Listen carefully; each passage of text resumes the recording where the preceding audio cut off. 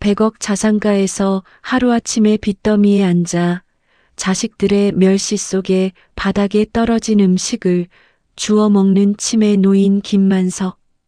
하지만 멍한 눈동자 깊은 곳에는 자식들의 추악한 민낯을 시험하려는 비수 같은 이성이 시퍼렇게 살아 숨쉬고 있습니다. 거짓과 탐욕이 뒤엉킨 이 잔혹한 연극의 끝에서 과연 진짜 유산을 차지할 단 한 명의 상속자는 누구일까요? 구독과 좋아요를 누르시면 매일 감동적인 이야기를 만나실 수 있습니다. 지금부터 시작하겠습니다. 화려한 샹들리에 조명이 눈이 부시게 쏟아지는 서울의 최고급 호텔 연회장입니다. 오늘은 100억 자산가로 소문난 김만석 영감의 70번째 생일, 칠순 잔치가 열리는 날이죠. 하객들은 고급 뷔페 음식을 접시에 담으며 김 영감의 성공한 인생을 부러워하고 있습니다. 테이블마다 놓인 값비싼 와인과 꽃장식은 김 영감이 평생을 바쳐 일군 부를 상징하는 듯하네요. 겉으로 보기에는 남부러울 것 없는 그야말로 완벽하고 행복한 잔칫날 풍경입니다. 하지만 화려한 조명 아래 정작 주인공인 김 영감의 표정은 어딘가 씁쓸해 보입니다. 그는 케이크 앞에 앉아 박수를 치는 자식들의 얼굴을 찬찬히 뜯어봅니다. 장남 태우는 연신 싱글벙글 웃고 있지만 그의 눈은 아버지가 아니라 손목에 찬 명품 시계를 향해 있군요. 며느리 미란도 마찬가지입니다. 시아버지의 건강을 비는 건배사를 하면서도 테이블 아래로는 스마트폰을 만지작거리며 지루해하는 기색이 역력합니다.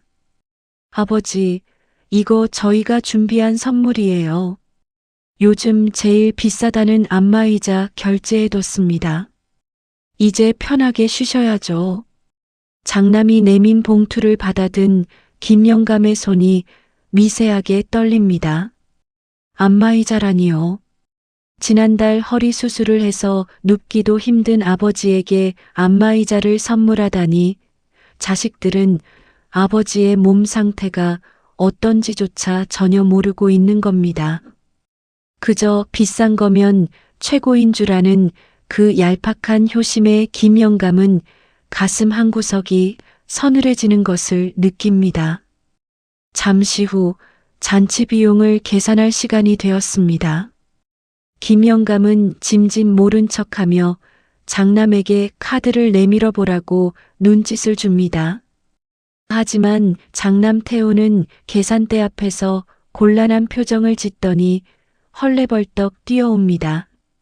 아니 아버지, 법인카드 한도가 초과됐네요. 이번만 아버지가 좀 처리해 주셔야겠어요. 제가 요즘 자금 사정이 좀 빡빡해서요. 그 말을 듣는 순간 김 영감의 억장이 무너져 내립니다. 칠순 잔치밥값 하나 시원하게 못 내는 아들이라니, 아니, 내기 싫어서 핑계를 대는 저 뻔뻔한 얼굴이 믿기만 합니다. 옆에 있던 딸은 한술 더 뜹니다. 아빠, 어차피 아빠 돈 많잖아. 참, 저번에 말한 강남 아파트 증여 문제는 어떻게 됐어?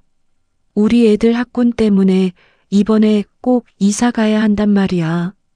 자식들의 입에서 나오는 말이라고는 온통 돈뿐입니다. 김 영감은 머리가 어지러질해져서 황급히 자리를 피합니다. 화장실로 들어간 그는 세면대에서 찬물을 틀어놓고 거친 숨을 몰아쉽니다. 거울 속에 비친 칠순 노인의 얼굴은 주름과 검버섯으로 가득합니다. 평생 가족을 위해 자식들 기 안 죽이려고 악착같이 돈을 벌었는데 남은 건 이 쭈글쭈글한 얼굴과 껍데기뿐인 가족관계라니 허무함이 밀려옵니다. 김 영감은 양복 안주머니 깊숙한 곳에서 낡고 빛바랜 사진 한 장을 꺼냅니다. 삼남매가 어릴 적 새빵살이하던 시절에 찍은 가족 사진입니다. 비록 옷은 남루하고 얼굴엔 흙이 묻었어도 그때 아이들의 미소는 진짜였습니다. 아빠가 퇴근하면 다녀오셨어요. 하고 달려와 안기던 그 따뜻한 체온은 다 어디로 가버린 걸까요?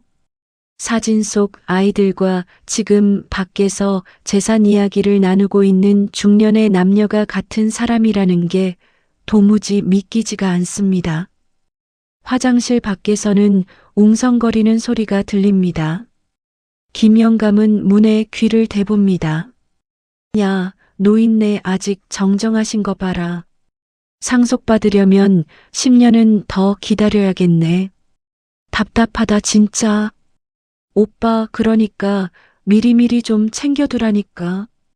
요양원이라도 보내야 우리가 관리를 하지. 자식들의 대화는 비수가 되어 김영감의 가슴에 꽂힙니다. 피가 거꾸로 솟는다는 게 이런 느낌일까요? 김영감은 주먹을 꽉 쥡니다. 손톱이 손바닥을 파고들어 아플 지경이지만 가슴의 통증에 비하면 아무것도 아닙니다. 그는 거울 속 자신을 노려보며 다짐합니다. 이대로 당하고만 있지는 않겠다고 말이죠. 잔치가 끝나고 집으로 돌아가는 차 안, 김영감은 차창 밖으로 스쳐 지나가는 서울의 야경을 바라봅니다. 화려한 불빛들이 마치 자신을 조롱하는 것만 같습니다. 뒷좌석에 실린 선물 상자들은 뜯어보고 싶지도 않습니다. 평생을 바쳐 쌓아 올린 100억이라는 돈탑이 결국은 자신을 가두는 감옥이자 독이 되었다는 사실을 뼈저리게 깨닫는 밤입니다. 김영감의 눈가가 촉촉하게 젖어듭니다. 하지만 그 눈물은 슬픔이 아닌 매서운 결심으로 바뀌고 있었습니다. 이제 김영감의 진짜 싸움은 시작된 것입니다. 칠순 잔치가 끝나고 며칠이 지났습니다. 김영감님은 아침부터 으슬으슬한 몸살 기운에 식은땀을 흘리다 결국 운영하던 상가 사무실 문을 일찍 닫고 본가로 향했습니다. 평일 오후라 집에는 아무도 없어야 정상입니다. 그런데 현관에 들어서자마자 낯선 구두 두 켤레가 눈에 들어옵니다. 익숙한 명품 구두, 바로 장남 태훈과 며느리 미란의 것입니다. 연락도 없이 웬일인가 싶어 반가운 마음에 안방문을 열려던 김영감님의 손이 허공에서 멈칫합니다. 안쪽에서 들려오는 소리가 심상치 않았기 때문이죠. 여보, 등기권리증 도대체 어디 있는 거야? 이 노인네가 금고 비밀번호를 바꿨나 봐. 아우, 답답해. 서재 책장 뒤편 좀 잘 찾아봐요. 아버님 오시기 전에 빨리 찾아서 복사해둬야 한단 말이에요. 문틈으로 보이는 광경은 충격 그 자체였습니다. 장남 내외가 서재를 난장판으로 만들며 서류들을 뒤지고 있었으니까요. 마치 도둑대가 휩쓸고 간 듯 서랍은 다 나와 있고 책들은 바닥에 나뒹굴고 있었습니다. 김영감님은 숨을 죽이고 벽에 바짝 붙어 그들의 대화에 귀를 기울였습니다. 심장이 터질 것 같아 가슴을 꾹 눌러야만 했습니다. 그런데 당신 정말 아버님 요양원으로 보낼 거야? 남들 보기에 좀 그렇지 않아? 무슨 소리야? 저 나이에 혼자 계시다가 쓰러지기라도 하면 누가 책임져? 우리 집에 모실 거 아니면 시설 좋은 데로 보내드리는 게 효도지. 그리고 일단 치매 판정이라도 받아야 우리가 성년후견인 신청해서 재산 관리할 수 있다고 변호사가 그랬잖아. 아들의 입에서 나온 효도라는 단어가 김영감님의 귀에는 비웃음처럼 들립니다. 멀쩡한 아버지를 치매 환자로 몰아 재산을 가로채려는 속셈이 뻔히 보였기 때문이죠. 효도가 아니라 고려장이었습니다. 김영감님은 배신감에 다리에 힘이 풀려 주저앉을 뻔했지만 이를 악물고 버텼습니다. 지금 들어가서 호통을 치고 쫓아낼 수도 있습니다. 하지만 그랬다간 저들의 검은 속내를 뿌리까지 뽑아낼 수 없을 거란 생각이 스쳤습니다. 영감님은 떨리는 손으로 현관문을 아주 조심스럽게 닫았습니다. 인기척을 내지 않으려 발 뒤꿈치를 들고 도망치듯 집을 빠져나오는 그의 등 뒤로 식은 땀이 비 오듯 흘러내립니다. 택시를 잡아탄 김영감님의 행선지는 병원이 아닌 서울 시내의 한 변호사 사무실이었습니다. 30년 지기 친구이자 김영감님의 모든 법률 자문을 맡고 있는 박 변호사를 만나기 위해서였죠. 사무실에 도착하자마자 김영감님은 소파에 무너지듯 앉아 참았던 울분을 토해냈습니다. 박 변호사, 내가 자식 농사를 망쳐도 아주 단단히 망쳤어. 놈들이 나를 요양원에 가두고 재산을 꿀꺽하려 한다네. 내 눈에 흙이 들어가기 전엔 절대 안 될 일이야. 박 변호사는 친구의 손을 잡고 진정시키며 따뜻한 차를 내옵니다. 하지만 김영감님의 눈빛은 이미 슬픔을 넘어선 분노로 이글거리고 있었습니다. 그는 품 안에서 꼬깃꼬깃해진 손수건으로 눈물을 훔치며 단호하게 말합니다. 내 재산 100억, 단 한 푼도 그 녀석들에게 줄 수 없네. 자네가 좀 도와주게. 내가 쫄딱 망해서 빈털터리가 된 것처럼 꾸며줘. 아주 철저하게 놈들이 혀를 내두를 정도로 완벽하게 말이야. 두 늙은 친구는 머리를 맞대고 은밀하고 치밀한 작전을 세우기 시작합니다. 이름하여 가짜 파산과 가짜 치매 시나리오입니다. 박 변호사는 즉시 자산 동결 서류와 가짜 차용증, 부도 통지서를 정교하게 위조하는 작업에 착수했습니다. 김영감님은 그 길로 서점에 들러 치매 관련 서적을 몇 권 사고 스마트폰으로 치매 환자의 행동 패턴을 다룬 영상을 찾아보기 시작했습니다. 그날 밤 텅 빈 집으로 돌아온 김영감님은 거울 앞에 섰습니다. 그리고 평생 꼿꼿하게 펴고 다녔던 허리를 구부정하게 숙이고 눈동자에 초점을 흐리는 연습을 해봅니다. 멀쩡한 정신을 놓고 바보 흉내를 낸다는 게 어디 쉬운 일인가요? 자존심이 상하고 기가 찰 노릇이지만 자식들의 진짜 얼굴을 확인하기 위해서라면 이 정도 수모쯤은 얼마든지 견딜 수 있습니다. 그래, 어디 한번 끝까지 가보자. 돈 없는 애비도 애비로 봐주는지 아니면 쓰레기 취급을 하는지 내 두 눈으로 똑똑히 지켜볼 테다. 김영감님은 집안 곳곳에 장식되어 있던 고가의 도자기와 그림들을 박 변호사가 보낸 용달차에 실어 보냅니다. 집안은 금세 횡하니 썰렁해졌고 마치 폐가처럼 스산한 기운이 감돕니다. 모든 준비는 끝났습니다. 이제 내일이면 김영감님은 100억 자산가에서 하루아침에 빚더미에 앉은 노인으로 전락할 것입니다. 폭풍 전야의 고요함 속에서 김영감님은 잠 못 이루고 뒤척이며 다가올 내일의 파국을 기다립니다. 가슴 한켠이 시리도록 아파오지만 이것이 부모로서 할 수 있는 마지막 교육이라 믿으면서 말이죠. 아버지가 위독하시다. 지금 당장 본가로 모여라. 박 변호사가 보낸 긴급 문자에 자식들이 한달음에 달려왔습니다. 평소에는 명절에도 바쁘다며 콧배기도 안 비치던 자식들이 위독이라는 두 글자에 이렇게 빨리 나타나다니 참 아이러니한 일이죠. 아마 아버지의 안위보다는 유언장이나 금고, 열쇠가 더 궁금해서였을 겁니다. 장남 태훈의 고급 세단이 마당에 들어서고 뒤이어 딸의 차도 도착합니다. 그들은 허겁지겁 현관문을 열고 들어섭니다. 아버지, 무슨 일이세요? 어디 편찮으세요? 하지만 자식들의 눈앞에 펼쳐진 광경은 병색이 짙은 아버지가 아니었습니다. 거실은 그야말로 난장판이 되어 있었죠.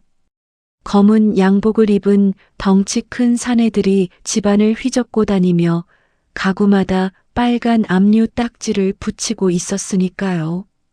거실 한가운데 놓인 고가구에도 자식들이 탐내던 65인치 대형 텔레비전에도 흉물스러운 빨간 딱지가 덕지덕지 붙어 있습니다. 그리고 그 난리통 한복판에 김영감님이 바닥에 주저앉아 대성통곡을 하고 계십니다. 아이고, 내 돈, 내 피 같은 돈. 이걸 어쩌나, 이걸 어째. 김영감님은 가슴을 치며 바닥을 구릅니다. 머리는 산발이 되고 옷은 단추가 뜯어져 엉망입니다. 자식들은 눈앞의 상황이 도무지 이해가 가지 않아 멍하니 서 있을 뿐입니다. 장남 태훈이 사색이 되어 달려가 아버지를 붙잡습니다. 아버지, 정신 차리세요. 이 사람들 뭐예요? 왜 집에 압류 딱지가 붙어요? 김영감님은 초점 없는 눈으로 아들을 바라보다가 와락 껴안으며 울부짖습니다. 태훈아, 애비가 미쳤지. 친구놈 말만 믿고 보증을 잘못 썼어. 투자 사기를 당했다.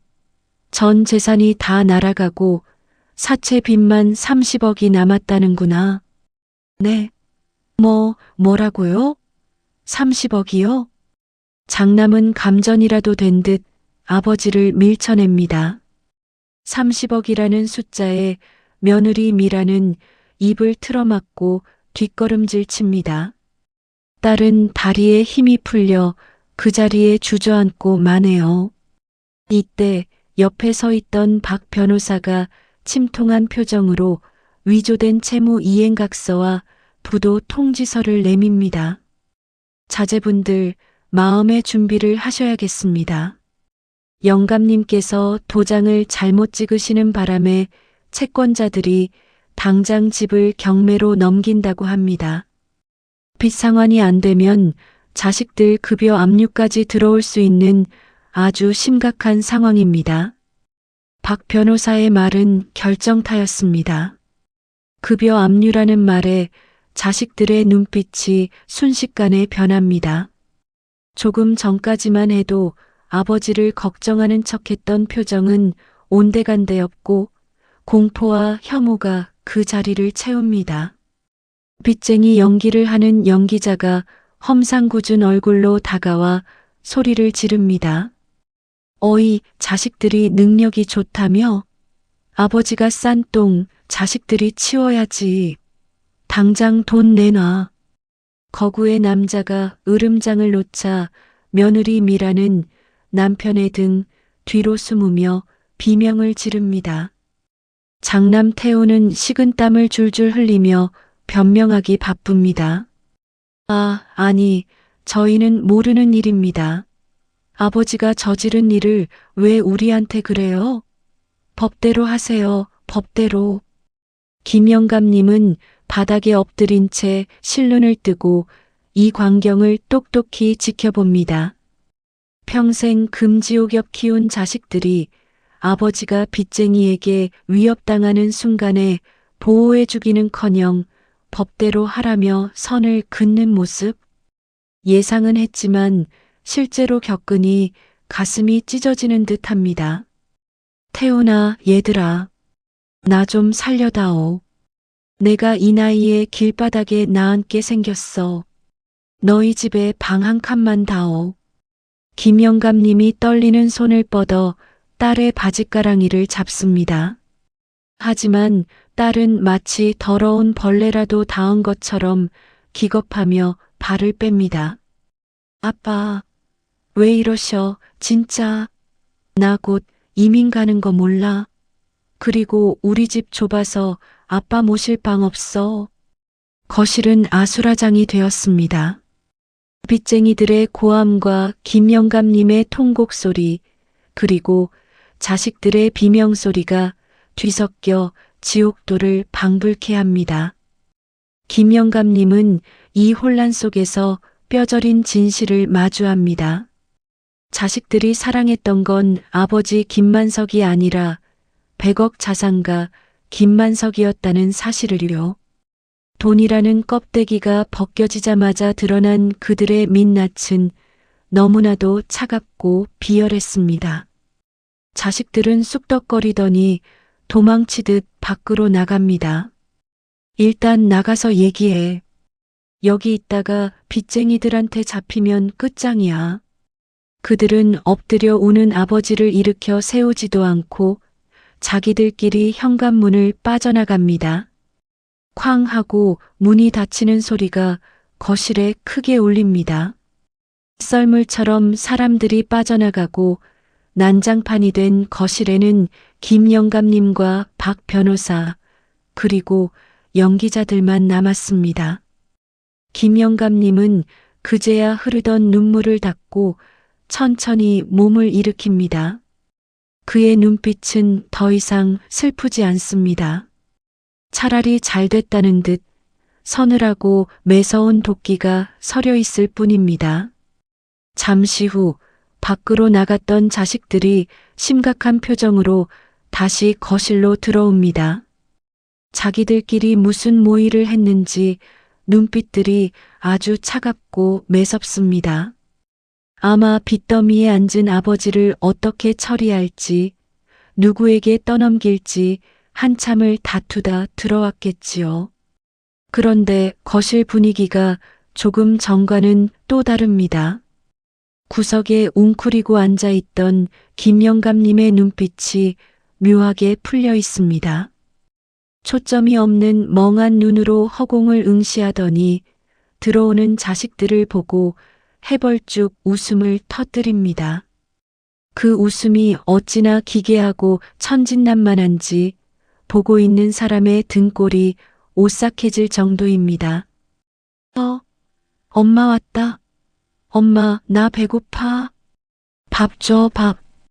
김영감님이 갑자기 혀 짧은 소리를 내며 박수를 칩니다.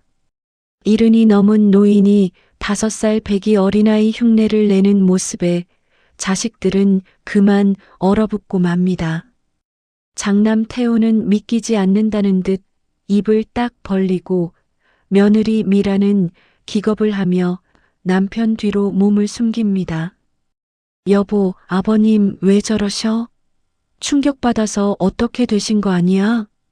자식들이 당황해서 우왕좌왕하는 사이 김영감님은 식탁 위로 기어 올라갑니다. 그러고는 빚쟁이들이 행패를 부리다 엎어놓은 식은 김치찌개 국물을 맨손으로 찍어 먹기 시작합니다. 손가락에 묻은 빨간 국물을 쪽쪽 빨아먹으며 맛있다, 맛있다 하고 노래를 부르는 모습은 충격 그 자체입니다. 바닥에 떨어진 과자 부스러기를 주워 입으로 가져가는 행동에는 거침이 없습니다. 평소 결벽증이 있을 정도로 깔끔하던 김영감님의 모습은 온데간데 없고 영락없이 정신줄을 놓은 노인의 모습뿐입니다.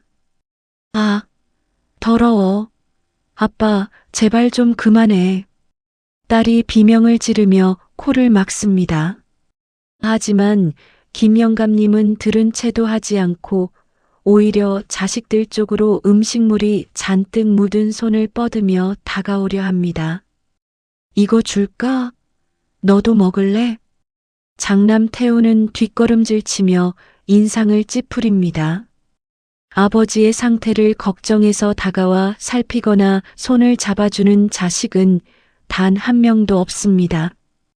그저 미친 사람을 보듯 경멸 어린 시선으로 바라보며 피하기 급급할 뿐이죠. 바로 이때입니다. 김영감님이 엉덩이를 들썩거리더니 바지를 잡고 안절부절 못합니다. 응, 따뜻해. 따뜻해서 좋다. 순간 바지 아래로 축축한 기운이 번져 나옵니다. 미리 준비해둔 갈색 물감과 장치였지만 자식들 눈에는 영락없이 대소변을 못 가려 실례를 한 상황으로 보입니다.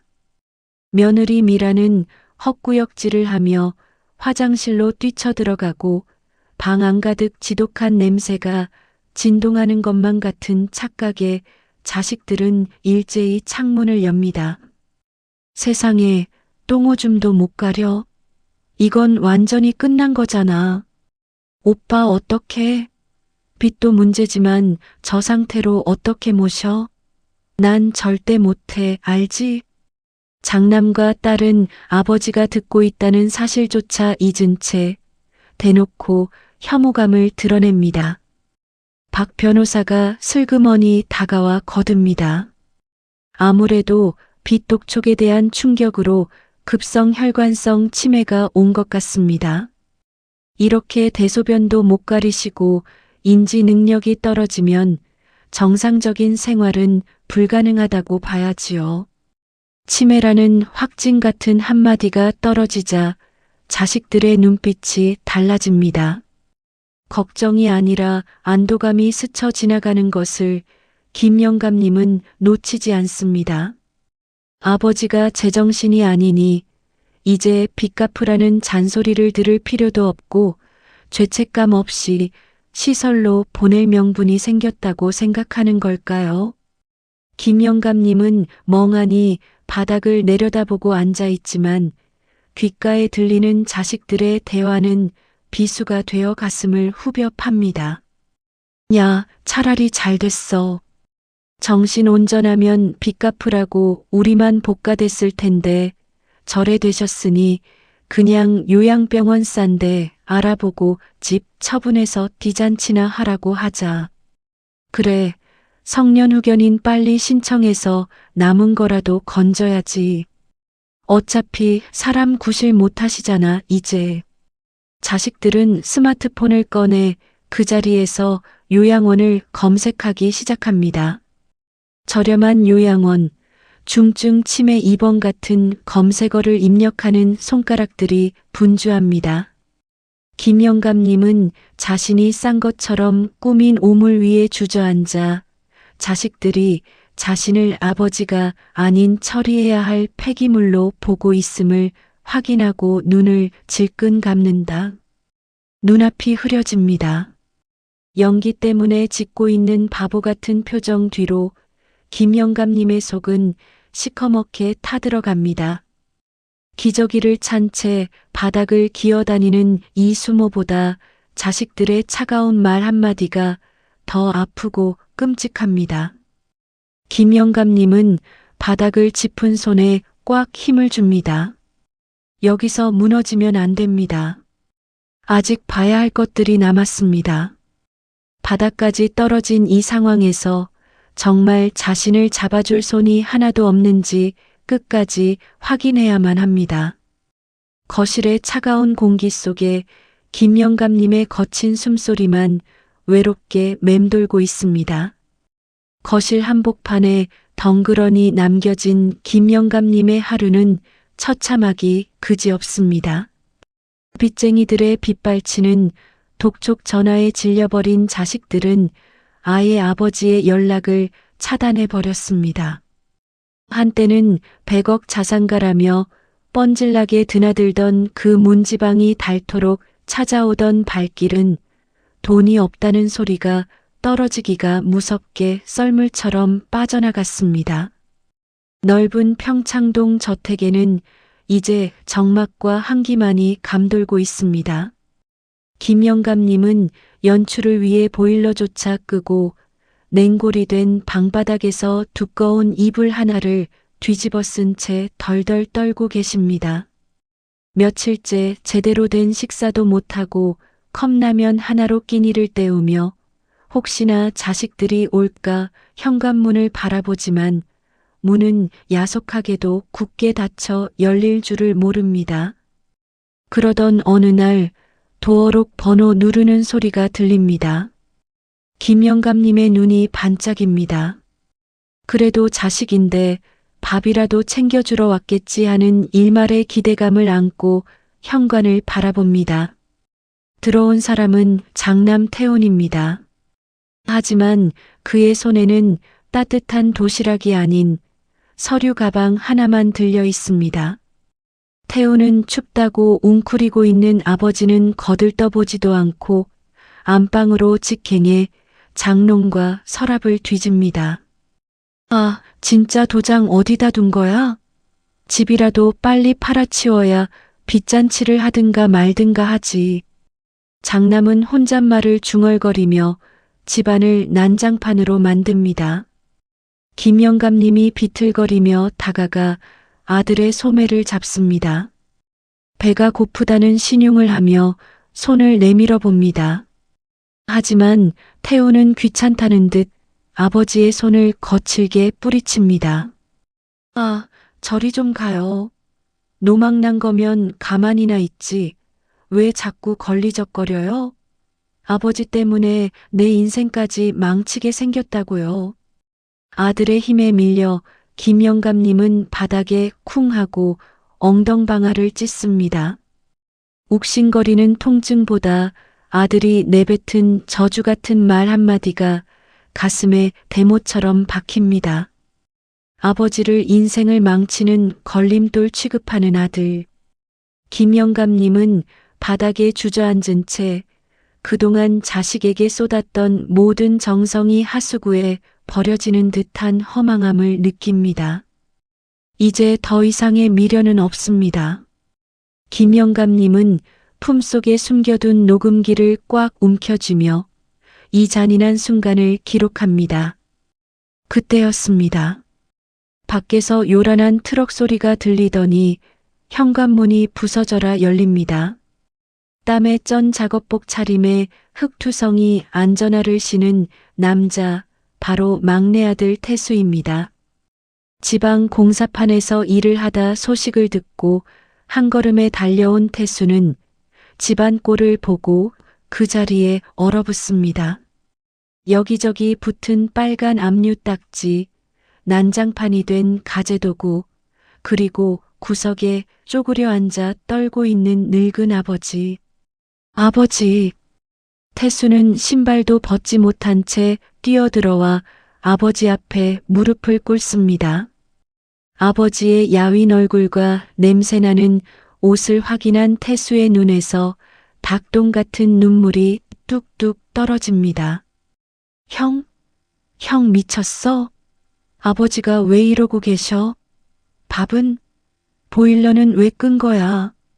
태수가 고래고래 소리를 지르자 안방에서 서류를 찾던 태훈이 나옵니다.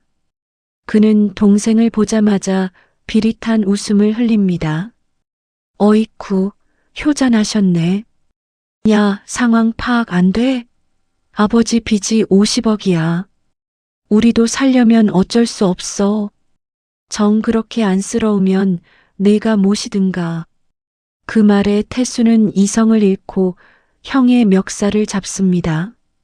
하지만 태우는 눈 하나 깜짝하지 않고 동생을 밀쳐냅니다.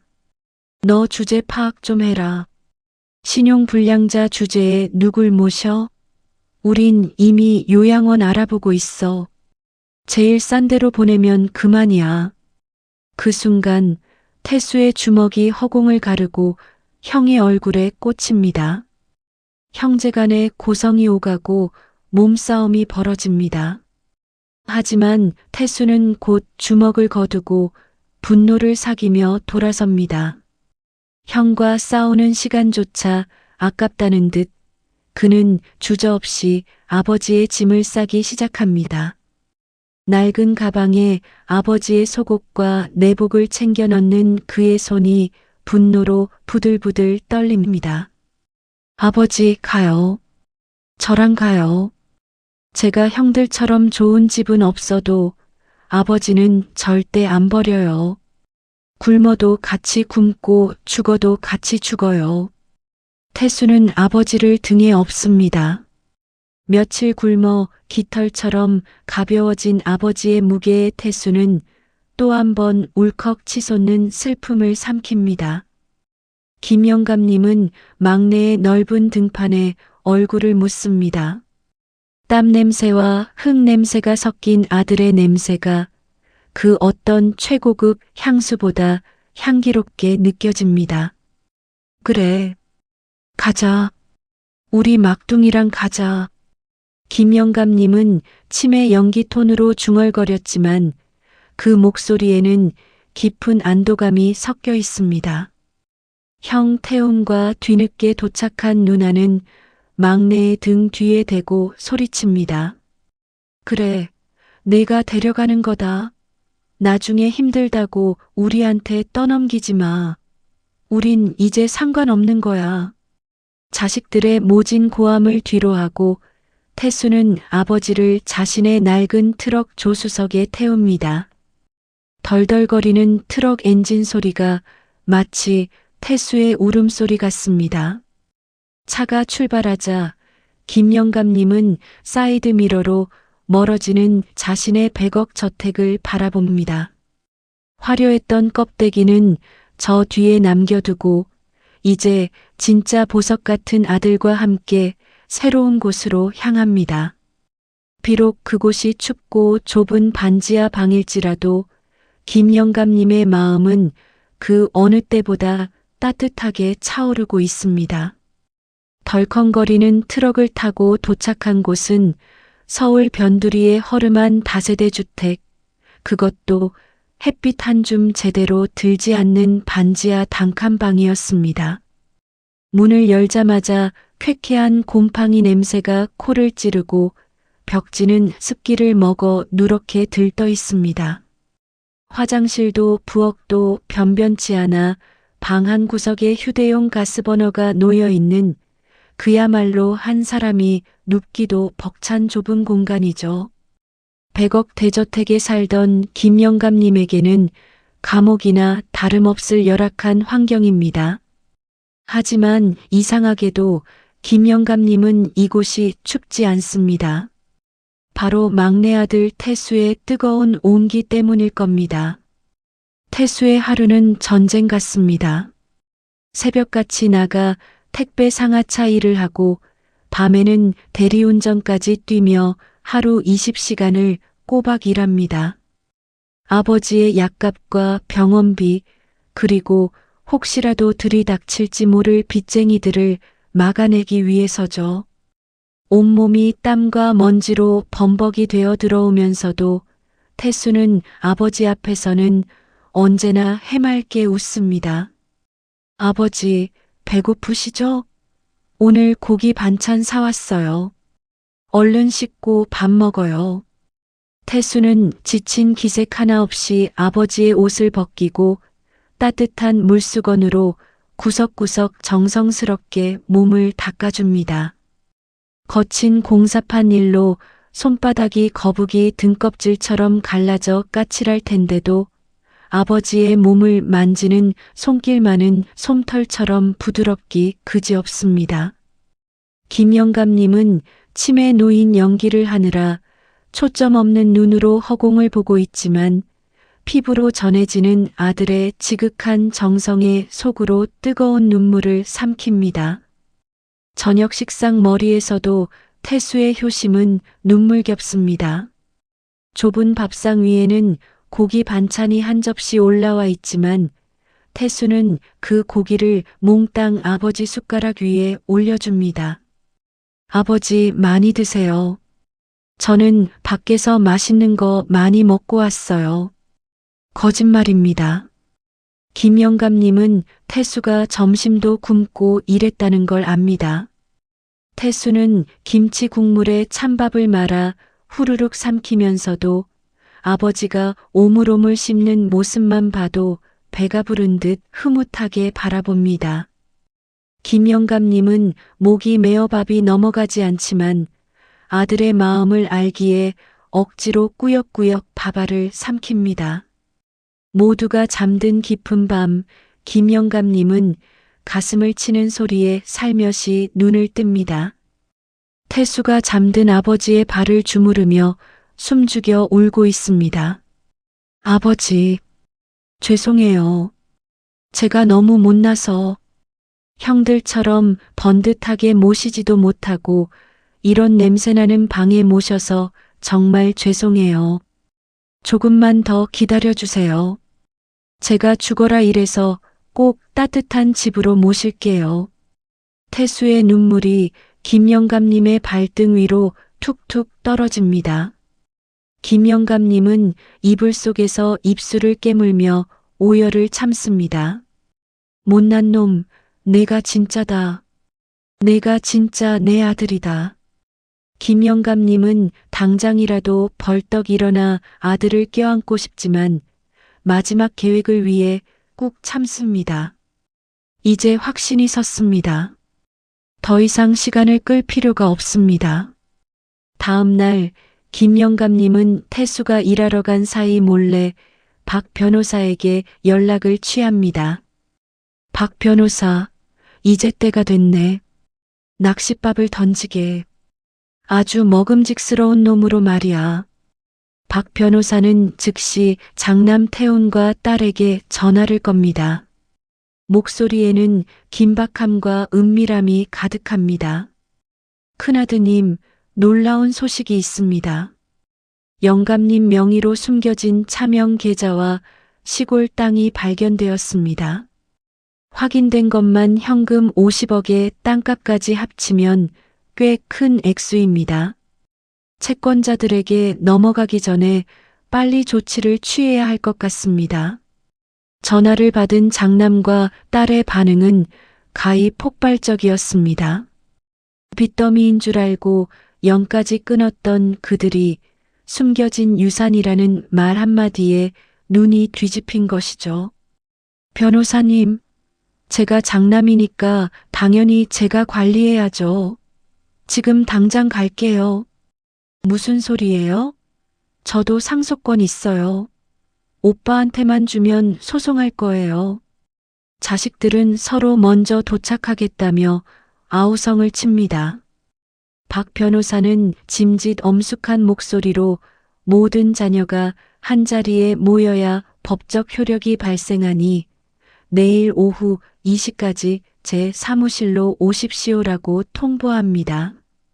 약속 당일 박 변호사의 사무실은 팽팽한 긴장감이 감돕니다. 장남 태훈과 며느리 미란 그리고 딸은 마치 파티에 가는 사람들처럼 머리부터 발끝까지 명품으로 치장하고 나타났습니다.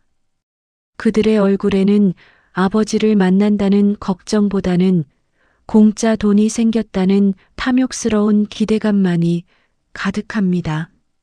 잠시 후 사무실 문이 열리고 낡은 휠체어 하나가 들어옵니다. 작업복 차림의 태수가 아버지를 모시고 들어선 것입니다. 태수는 형과 누나를 보자마자 고개를 숙입니다. 형, 누나, 오셨어요.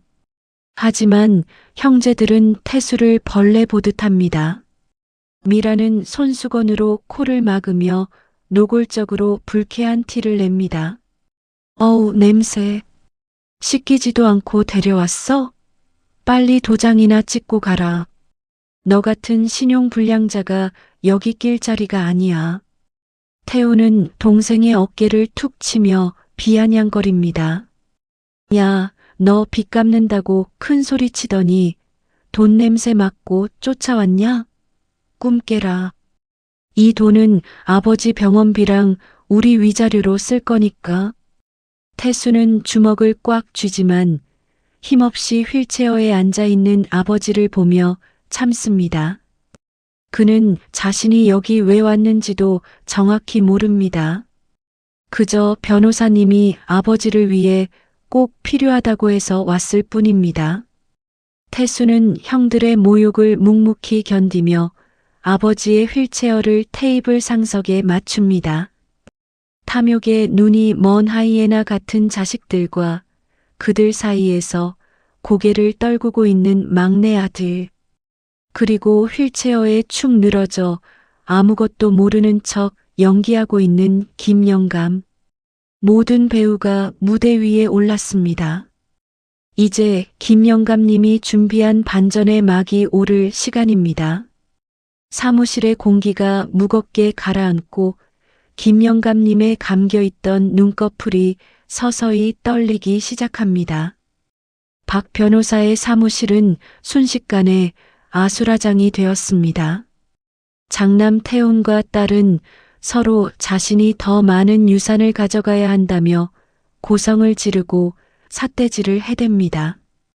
며느리 미라는 계산기를 두드리며 변호사에게 세금 문제를 따지고 있군요. 그들의 안중에는 휠체어에 힘없이 축 늘어져 있는 아버지도 구석에서 죄인처럼 고개를 숙이고 있는 막내 태수도 없습니다. 탐욕이라는 괴물이 그들의 이성을 완전히 집어삼킨 듯합니다. 바로 그 순간이었습니다. 휠체어에 앉아있던 김영감님의 고개가 천천히 들립니다.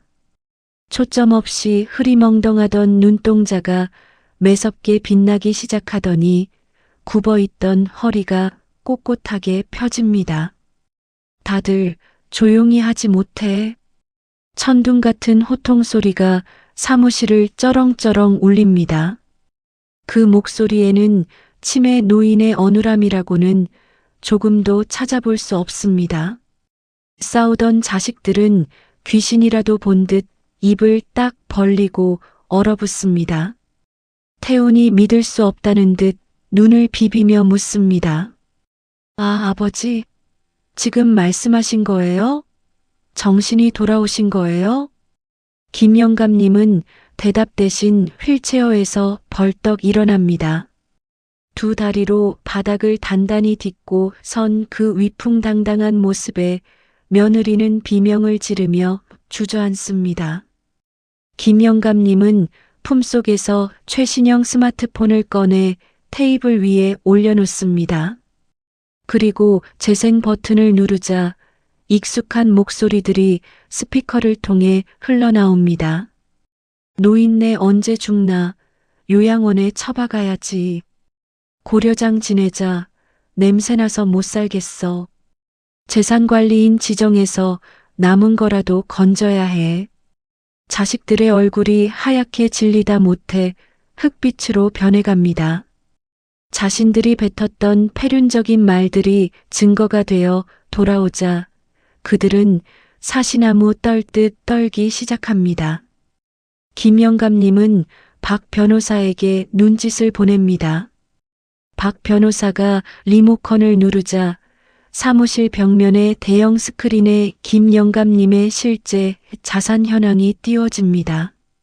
총 자산 150억 원 부채 0원. 150억이라는 숫자를 본 순간 태훈과 딸의 눈동자가 흔들립니다. 환호해야 할지 절망해야 할지 판단이 서지 않는 표정입니다. 김영감님은 그들을 향해 서슬퍼런 선고를 내립니다. 내 재산 150억은 단 10원 한 장도 너희들에게 주지 않는다. 내가 너희에게 줄 유산은 내 가짜 빈 영혼과 너희와의 끊어진 인연뿐이다. 너희는 오늘부로 내 자식이 아니다.